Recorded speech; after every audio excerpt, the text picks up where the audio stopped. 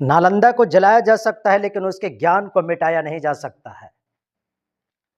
आग की लपटें किताबों को जला सकती है लेकिन उसके ज्ञान को मिटा नहीं सकती है।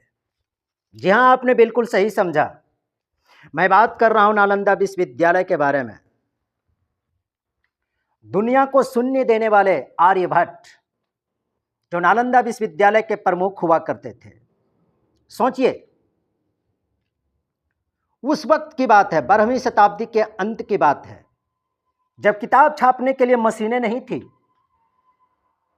लेकिन हाथ से लिखे हुए लगभग 90 लाख पुस्तकों का संग्रहण नालंदा विश्वविद्यालय के लाइब्रेरी में थी। लेकिन 12वीं शताब्दी के अंत में एक मुस्लिम आक्रांता, एक मुस्लिम लुटेरे बख्तियार खिलजी की नजर नालंदा विश्वविद्यालय पर पड़ती है। दरअसल बात यह होती है कि नालंदा विश्वविद्यालय की प्रसिद्धि के बारे में जब बख्तियार खिलजी को जानकारी मिलती है, तो बख्तियार खिलजी ने 1193 ईस्वी में नालंदा विश्वविद्यालय के 90 लाख पुस्तकों को आग के हवाले कर दिया और 3 महीने तक ये किताबें जलती रही, लेकिन किसी ने भी आग बुझाने की हिम्मत नहीं दिखाई। वस्तुतः बख्तियार खिलजी को यह पूरी तरह से यह पता था कि 12वीं शताब्दी के मगध साम्राज्य के स्थापत्य कला का सबसे प्रमुख केंद्र बिंदु, दुनिया का एकमात्र केंद्र बिंदु, अगर यह सुरक्षित रहता है तो आगे आने वाले समय के लिए इस्लाम धर्म के लिए एक चुनौती साबित हो सकती है। इसलिए उन्होंने 90 लाख पुस्तकों को आग के हवाले कर दिया था। 90 लाख पुस्तकों को, जिसे आप यहां पर तस्वीर में आप देख भी सकते हैं। लेकिन अफसोस की बात तब होती है जब एक लुटेरे के नाम पर, एक विदेशी आक्रांता के नाम पर हमारे देश में रेलवे जंक्शंस का नाम रखा जाता है, सड़कों का नाम रखा जाता है, शहरों का नाम रखा जाता है। क्यों? किस वजह से ऐसा किया जाता है कि विदेशी लुटेरों के नाम पर? आखिर ऐसी कौन सी मजबूरियां, ऐसी कौन सी पाबंदियां कि हमारे देश में विदेशी लुटेरे या विदेशी आक्रांताओं के नाम पर सड़कों और रेलवे जंक्शंस का नाम रखा जाएगा? जिस विदेशी आक्रांता ने, बख्तियार खिलजी ने 90 लाख पुस्तकों को आग के हवाले कर दिया, उसके नाम पर बिहार के रेलवे जंक्शंस का नाम रखा गया है बख्तियारपुर रेलवे जंक्शन, इस लुटेरे के नाम पर। आखिर ऐसा क्यों?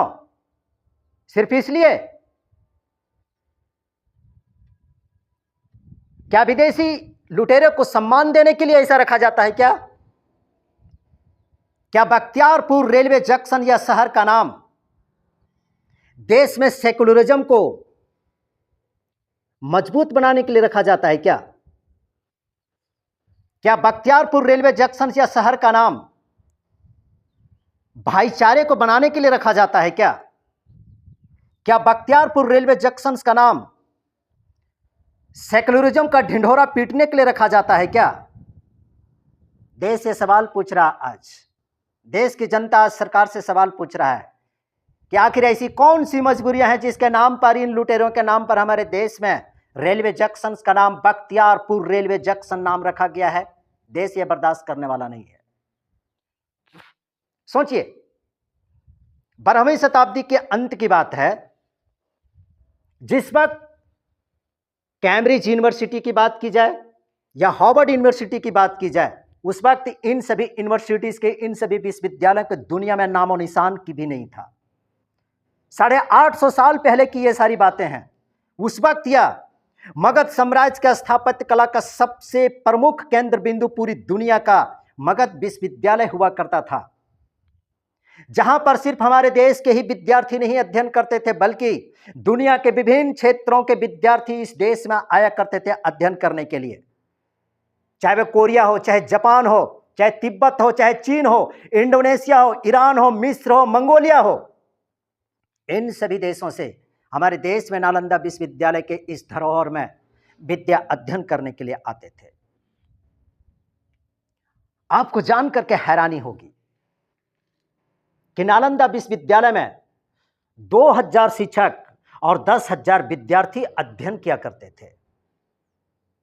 ये मगध साम्राज्य का उस वक्त के 12वीं शताब्दी के समय का यह स्थापत्य कला का पूरी दुनिया का सबसे नंबर 1 केंद्र बिंदु हुआ करता था।